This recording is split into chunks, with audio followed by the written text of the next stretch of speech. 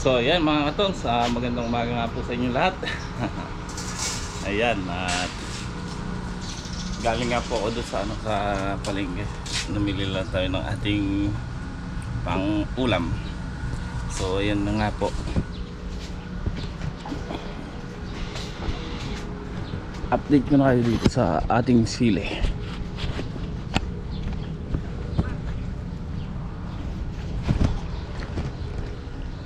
Hey! Ay! Shh.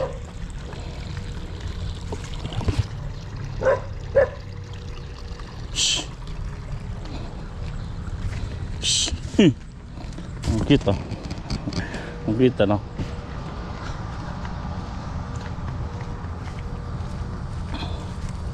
Shh. Shh. Shh. Uy, sa pitak.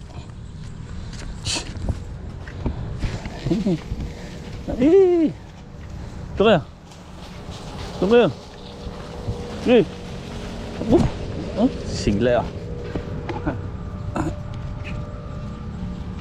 Eh.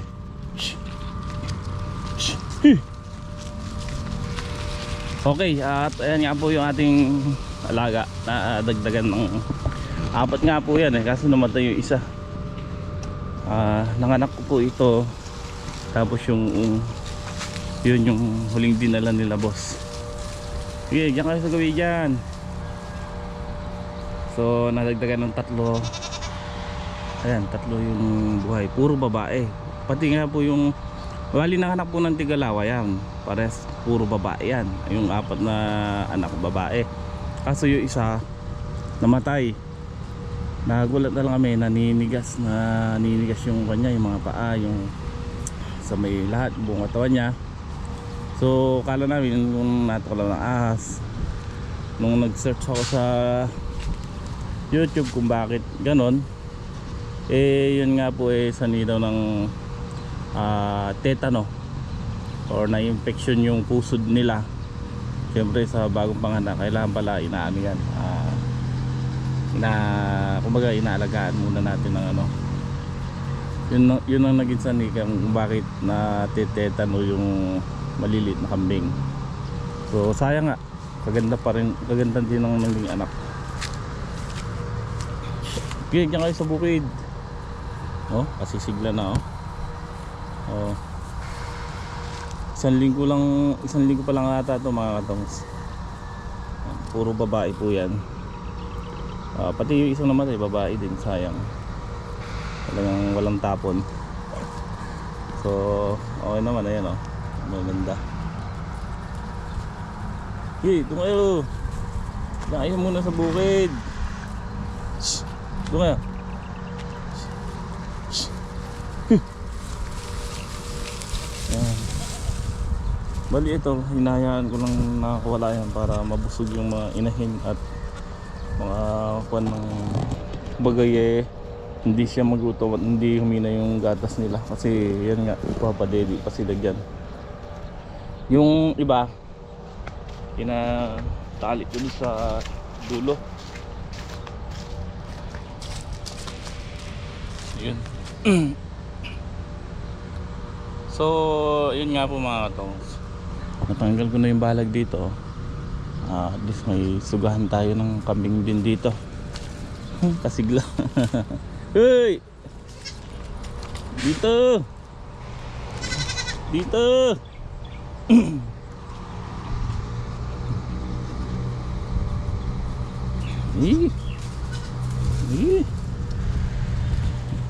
Kaliliksi. Ayun. Babae yung itsura niya. Nakit ng isa ng puti na yan. So ito, pinatanggal ko na yung balag dito kasi yung mga posting kawayan dito na ginamit namin bago pa. Ang ginawa namin, nilipat namin doon sa tinatayong balag doon sa dulo para sa ampalaya. And then yung mga bukawi, yun gagamitin din natin doon. So ngayon nakasalang pa rin yung pagtataniman natin ng talong. At hindi nagtuloy-tuloy yung ulan. 2 beses, 3 beses lang ata umulan dito nung hapon. Buhat nun, ala na. Excuse me po.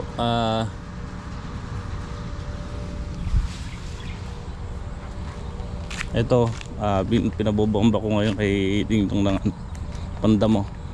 Papatayin muna natin yung damo nito bago natin taniman. Yung bunla dito, pwede na natin itanim. Malalaki na. So, kuwan din lang tatanim natin dito mga katong sa sili, yung 207 variety. Yung nauna nating tinanim na sili, okay na, malalaki na. So ito yan, binomba ko ng pandamo din yan ng isang araw. Dilaw na yung damo. Malalaki na rin sili yan. Ayan. At ito po yung sili natin. Ayan. Tanim natin na 207, ang ganda. Ang ganda ng mga laso niya. So,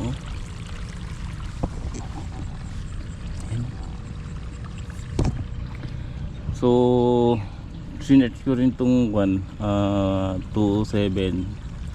Ito pala magandang mamunga, marami, tapos malalaking puno, talagang tumataas siya.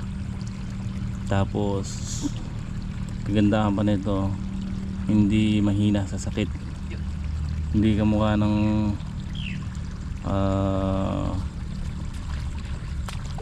mahika na mahina sa init, nangungulot yung dahon. Ito kita pala sa dahon niya, talagang matibay. Hindi rin kwan sa hanip, mahina yung mga hanip, kasi yung iba kasi yung kamukha ng mahika, pagka na hanip yung dahon nangungulot din. Ito totally walang nangulot dyan kahit na may hanip. So maganda ako ng 207 nito. Yun nga lang, talagang nung una nasaktan lang siya nung tinamaan ng bacteria wilt. So ayun, awa ng Diyos, na survive natin. Pero ayan, ngayong umaga nga po, ayan, pinapatubigan ni Abo, binabasa, dinidilig si Bato doon, nagdidilig din ng kamatis. So yan, tignan natin.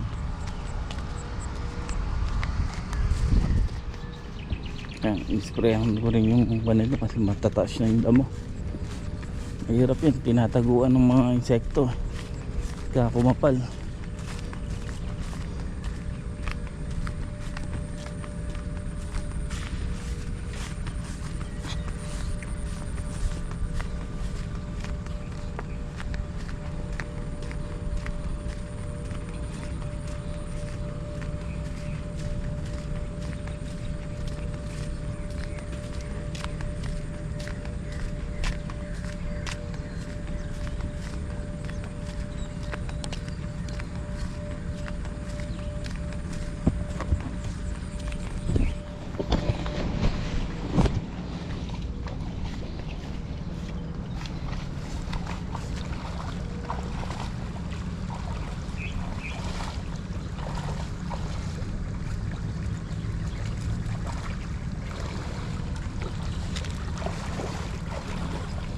Yun, tatapos na ata? Di pa? Ha?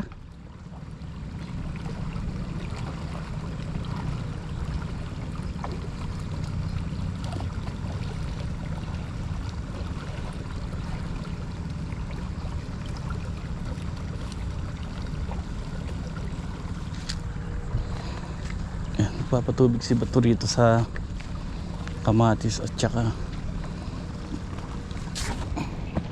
pagkayari yan, tutok mo na dito na.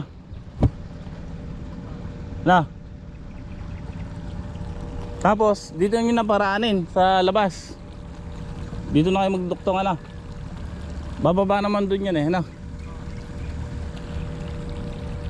Dito na kayo magduduktong para wag nyo nang ikuha sa kamatis. May bulaklak na ya. Kabatang may bulaklak ng kamatis.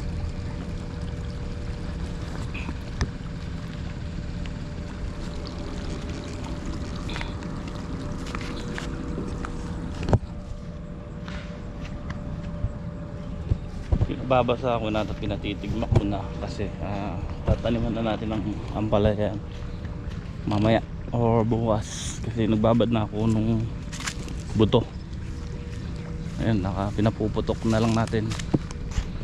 So sabi ko kailangan matigmak na niya ng tubig yan bago tayo magtanim kasi ilan araw natin hindi pwedeng basain yung yan hanggat hindi umaalsa yung ampalaya, hindi tayo makapagbasa ng tubig dyan.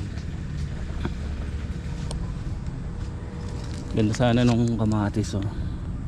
Bagay siguro marami rin yung gawi lang naman dun ng tinamaan din ng bakterya. So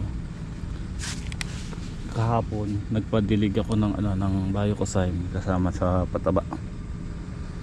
Sana ma-survive pa. Pero okay naman kahit na makapal na may tanim natin. Ayan o, ganyan, maraming nalalagda.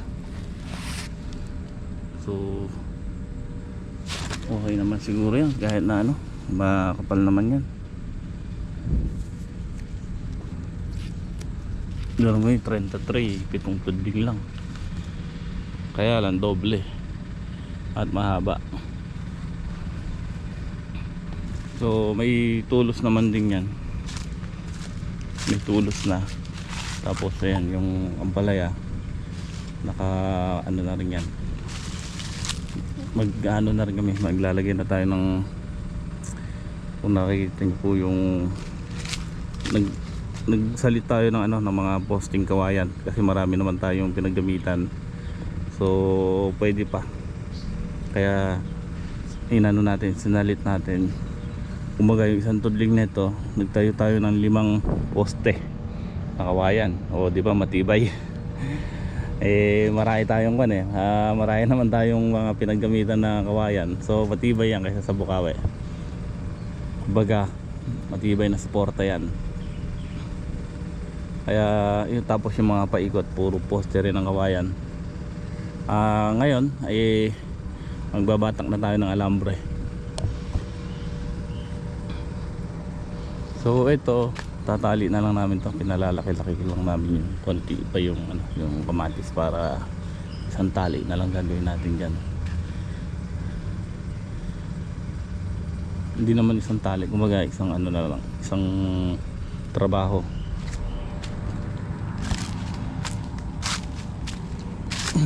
Binomba ko rin munang basta ito dahil ayun, tataniman nga natin ng ampalaya, kailangan medyo malinis na habang nabubulok yung damo, lumalaki na yung ampalaya at kamatis.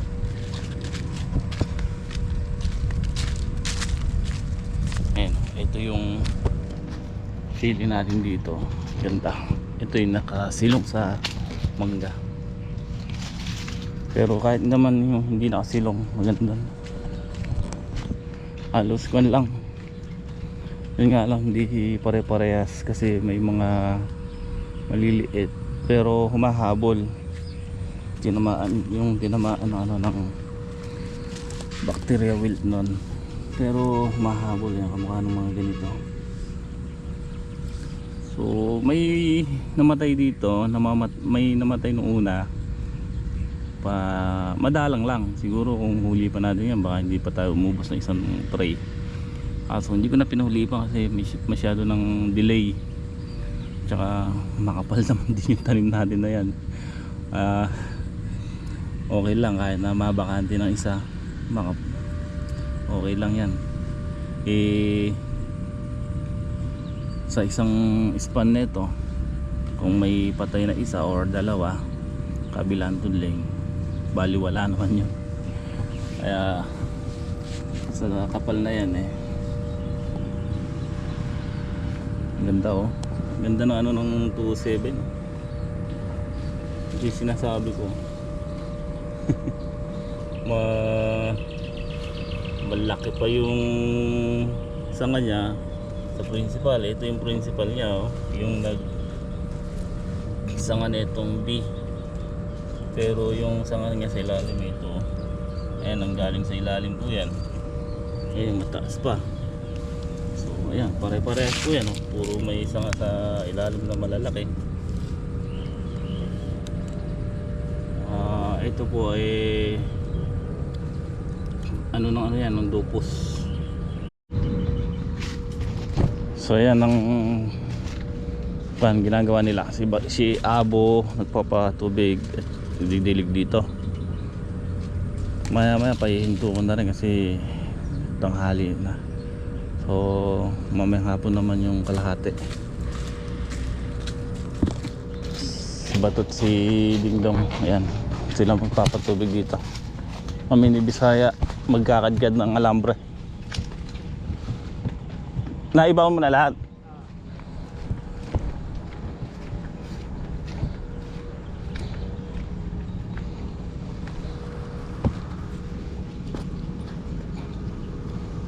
Ilan yan? Tatlo? Tatlo ano? Gagamit tayo ng pako at saka martilyo. Sige. I-alalayan mo. Saan ba yung wali yun?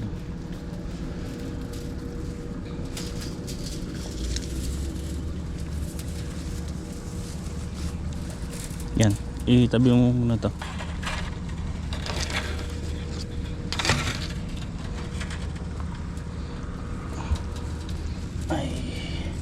Ay, martilyo lang pala. So dito, tapos doon sa dulo. Ang mangyayari, hihilahin ko, alalayan mo yung kanya ano, alambre. Ha? Ayaw nga pala.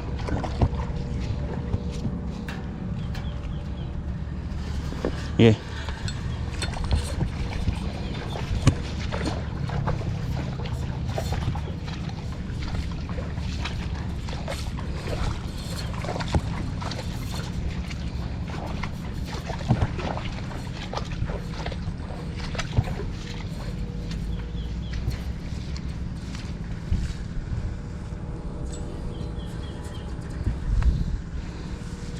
Tulad yan, ito yung poste. Bali 3 poste. So lalagyan muna natin ng pako para nakaalalay sa taas yung alambre.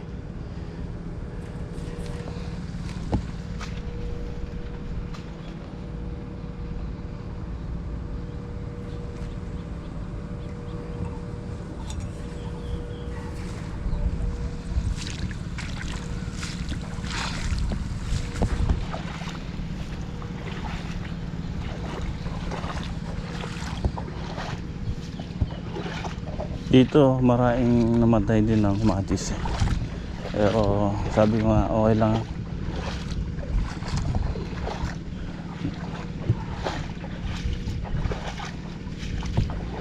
Dito medyo madalang na yung kamatis. Halos kalahati rito namatay sa gawi na ito.